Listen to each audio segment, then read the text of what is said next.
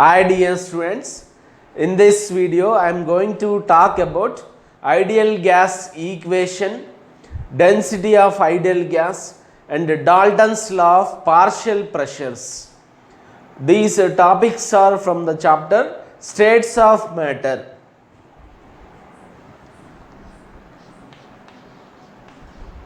Ideal gas equation. Ideal gas equation.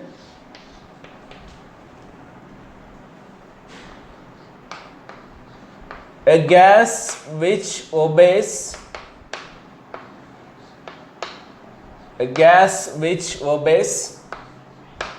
all the gas laws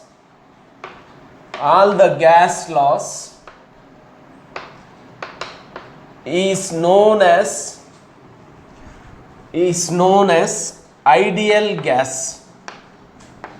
A gas which obeys all the gas laws is known as ideal gas. Students, generally no gas will behave as ideal gas. All the gases will deviate from the ideal behavior because of the intermolecular force of attraction. If any gas which obeys all the gas laws, that is known as an ideal gas. But in actual, no gas can behave as ideal gas.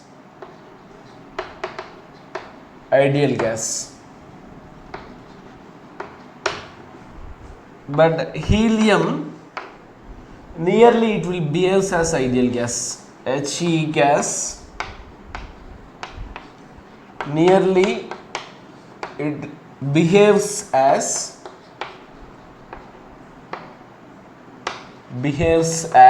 ideal gas.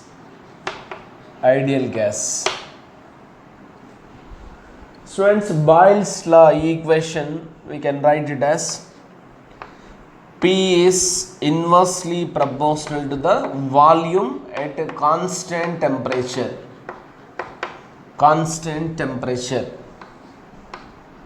Or we can write it as V is inversely proportional to the pressure at constant temperature, which is known as Boyle's law. Boyle's law is V is inversely proportional to the pressure. Charles' law, we can write it as equation for the Charles' law. V is directly proportional to the absolute temperature at constant pressure. And Avogadro's law, V is directly proportional to the number of moles at constant temperature and pressure. By combining these three gas laws, we will get an ideal gas equation. Equation for the Boyle's law is V is inversely proportional to pressure. Charles' law equation is V is directly proportional to temperature. Avogadro's law is V is directly proportional to the number of moles. Combining these three laws, we can write V is proportional to NT by P.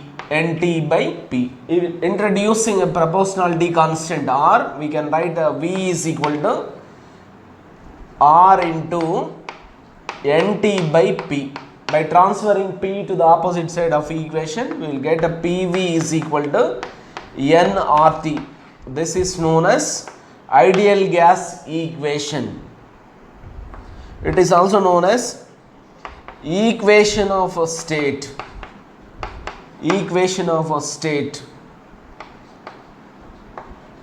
For ideal gas, equation of the state for ideal gas. Here P is pressure, P is pressure, V is volume, V is volume, N is number of moles, N is number of moles, R is known as universal gas constant, universal gas constant, T is temperature, temperature in Kelvin. R value is R is equal to 8.314 joule per mole per Kelvin, 0.0821 liter atmosphere per mole per Kelvin, 1.98 calories per mole per Kelvin. Approximately this value will take it as a 2 calorie per mole per Kelvin. Mole per Kelvin. Students, we can also derive the units of R by using the ideal gas equation, that is PV is equal to nRT. From this we can write R is equal to PV by NT. We know 1 mole of any gas at STP occupies 22.4 liters. N is equal to 1. STP conditions, T is equal to 273 Kelvin.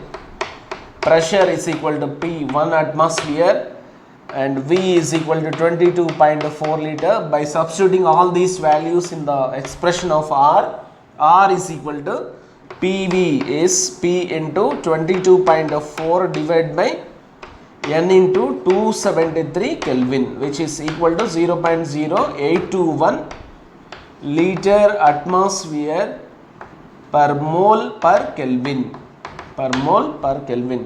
Students, next let us discuss about the density of ideal gas. Density of ideal gas. Density of ideal gas. Students, let us take ideal gas equation. PV is equal to nRT.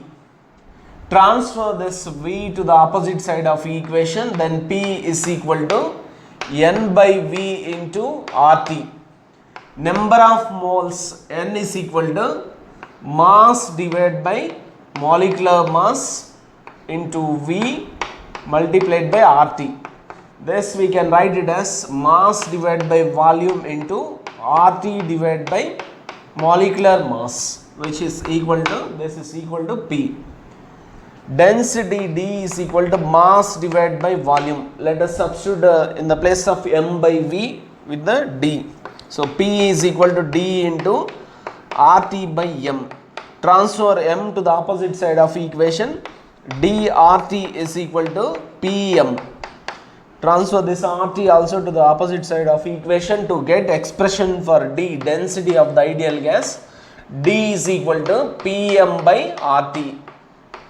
PM by RT.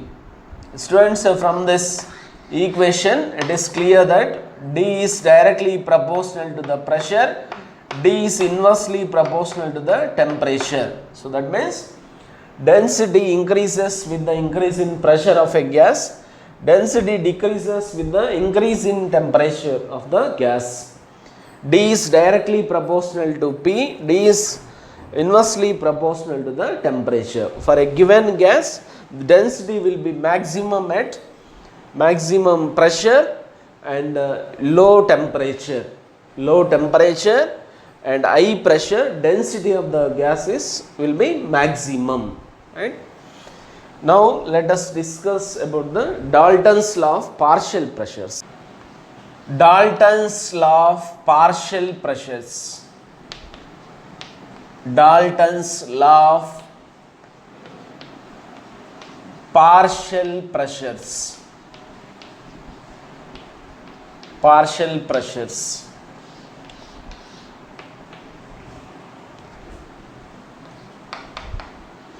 For non-reacting gases,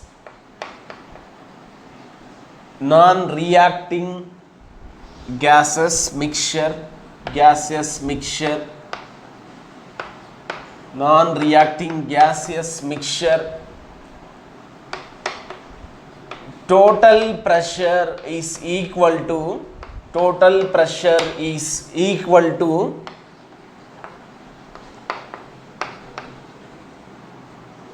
sum of the partial pressures.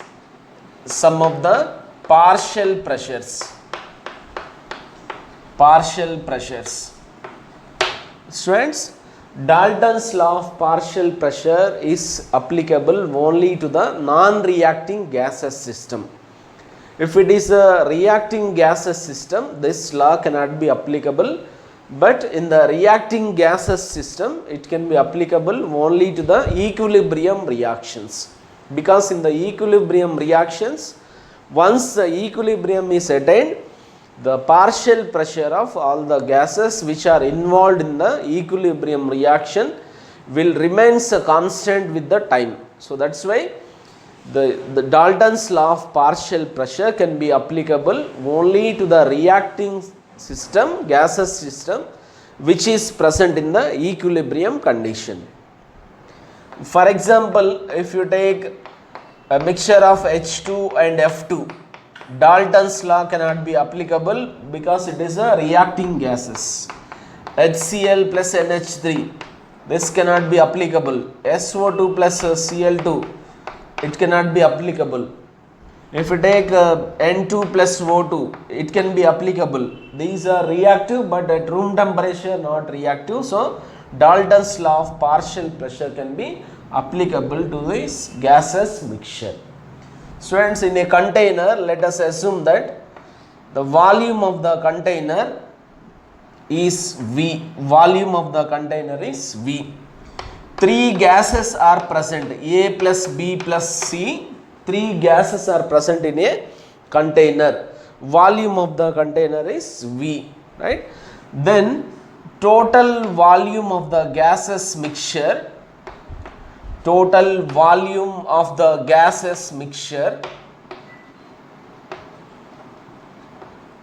is equal to same as a volume of container. Volume of the gas is same as a volume of container. Then volume of each gas, volume of gas A is also, it is V.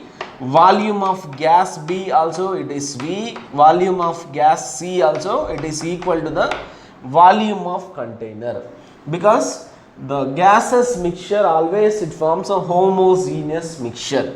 So everywhere we can find out the a molecule of A, gas A, every corner it is there, and similarly everywhere we can find out that molecule B everywhere in the this container, and everywhere we can also find this C, which is uniformly mixed throughout the mass. So that's why we can take volume of each gas as V, volume of the container, volume of the gases mixture also volume of the container, like that we can take, right? By using ideal gas equation, PV is equal to nRT. From this we can write PV is equal to nRT by V. Students, let us find out the relation between partial pressure and total pressure now. Students, from the ideal gas equation, P is equal to nRT by V. P is equal to nRT by V. Total pressure we are representing with the PT. PT is equal to three gases are present in the container, A, B, C. Three gases are present. Let us assume that a number of moles of A as Na, number of moles of B as Nb, number of moles of the C as Nc. Then for the total pressure, number of moles is total number of moles Na plus Nb plus Nc multiplied by RT divided by V. We can put RT divided by V.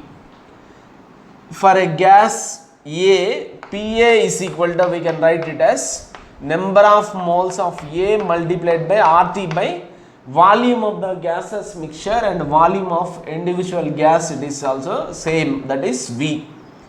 For a gas B, we can write it as PB is equal to NB into RT by V. For a gas C, we can write PC is equal to NC into RT by V.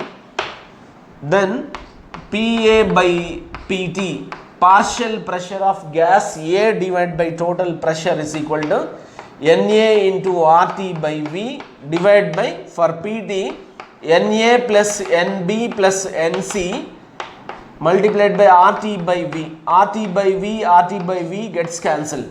So this PA by PT is equal to NA by NA plus NB plus NC, we can write it as XA.